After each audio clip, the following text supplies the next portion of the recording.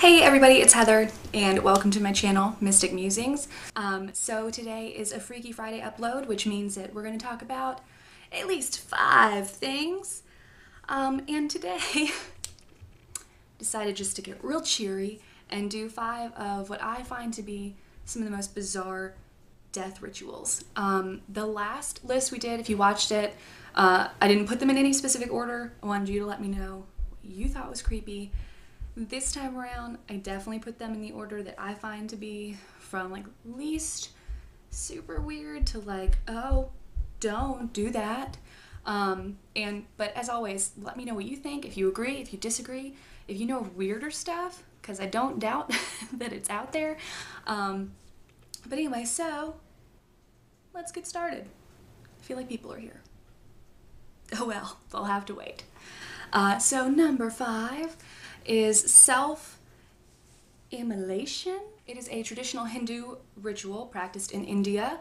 Apparently they took the whole till death do us part thing very seriously because the ritual involves the would-be widow lying down on her side on her husband's funeral pyre where she is burned alive next to her husband's corpse. Not surprisingly, that's, oh my gosh, it was outlawed in 1829, but people continued to practice it, causing it to be banned again as recently as 1956, and again in 1981. That is not a good sign. That still in the 80s, people are like, what a great idea. My husband died naturally. I should burn myself until I die. I just feel like that's not fair. I feel like that's not pleasant. And I have to wonder if anyone really considers that when they're getting married, if they're like, oh, my husband dies. I'm gonna have to burn myself to death. I would be single forever. Part of the justification was the belief that the couple would be reunited in the afterlife, which is really lovely, but still.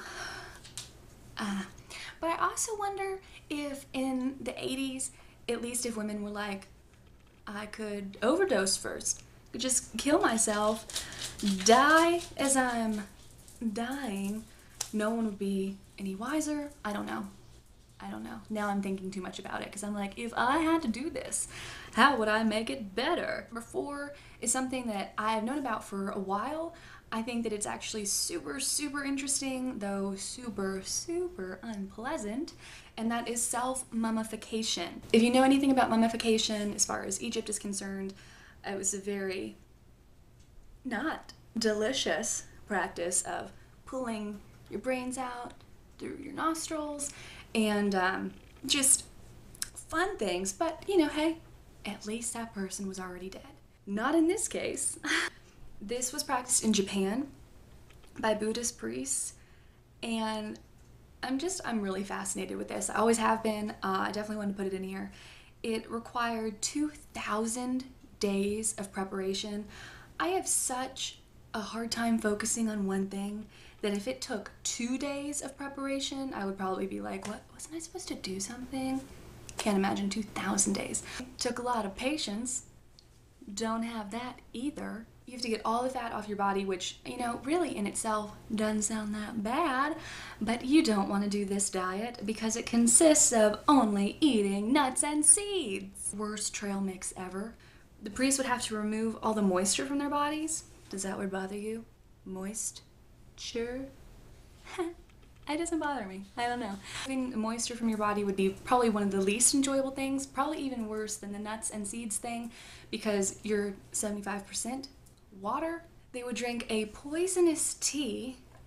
Can't get that at Starbucks. Or is it on their secret menu? I don't know. The sap of a urushi tree? If I'm saying that wrong, I'm sure someone will correct me. Urushi tea? Which would cause horrible, terrible diarrhea and vomiting. Well, I guess it would also help them lose weight. The sap would soak into their guts, creating a lining and therefore protecting them from maggots. Finally, they would be sealed in a small stone room that only allowed for them to get into the lotus position. From here, the priest would just wait to die. And like anything, this was done for enlightenment, and which, you know, obviously they would be rewarded for in the next life, since they were not gonna have any more of that one. You know what would make dance parties more fun? Corpses. Well, that is how the Marina people think. Am I saying that wrong too? Marina? Does that sound better? Probably not.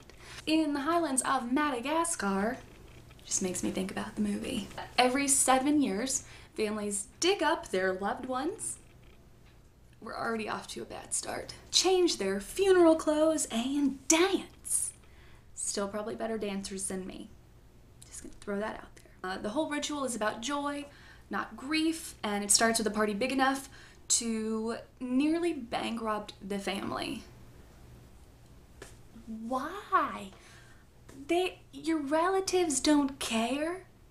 I guess, well, but if your beliefs are that they do, go big or go home, right? They take pictures of living family members holding up their not so living relatives, and possibly most disturbing is that people try to snag these little pieces of their funeral garments in hopes of helping them with fertility. If that's an aphrodisiac, I'm a pass. Finally, the corpses are hoisted up onto people's shoulders and ceremoniously danced around their very own tombs. Fun. Coming in at number 2, funerals always wind up leaving the grieving family with a ton of food. Not a terrible thing, but apparently it's no different for the Yanomami people, and that's because they eat their dead. Yeah, really. Well, more specifically, they slurp them in a banana soup. Here's the recipe. First, you need to grind up the charred bones of your loved ones until they're a fine powder consistency. Next, mix into the banana stew with the ashes. Unless the dead's remains are consumed, they will never find peace. Who knew? I feel like the vampire from last week, she would disagree. She would disagree with that wholeheartedly. Oh, that was a bad pun. If they don't find peace, you're gonna be haunted. And I feel like that would just be really just all around crummy.